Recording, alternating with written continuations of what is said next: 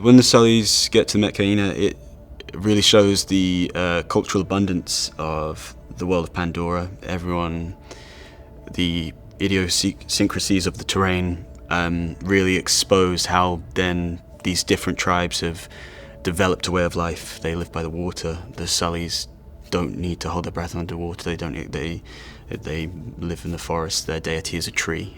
They are from a different way of life completely. So there is a lack of acceptance only through the lack of understanding of each other. And of course, Jake is infamous in the world of Pandora. His story is known,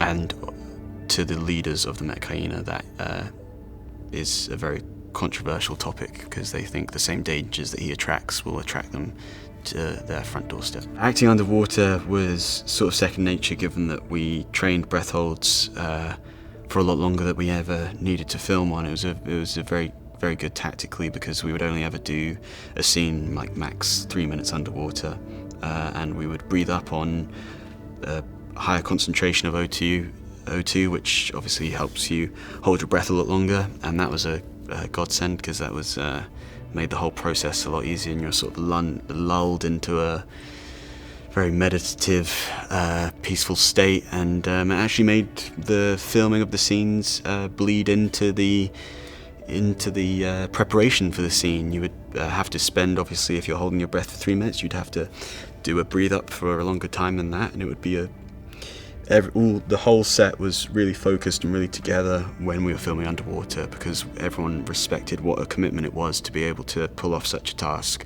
So it was actually very cohesive, and you could feel the crew, and some of the cameramen had to go underwater as well and also do a breath hold. So it was a very communicative effort when we were filming in a tank. Neteyam, in respect to being the older brother of Loak, it's almost like the Cain and Abel sort of dissonance there of trying to seek approval of a father figure.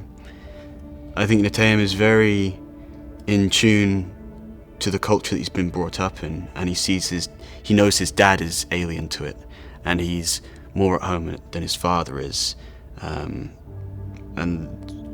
therefore has his feet firmly on the ground, whereas Loak almost as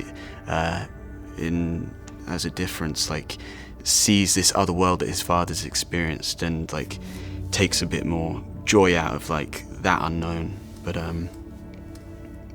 Neteyam's trying to be the hero of the story, and given the world that we're in, he finds it impossible to do so, but also that's a classic trope of the coming-of-age story, which is amazing to see in this world, and I think the audience will find it extremely refreshing to see characters sort of try to come of age within this environment.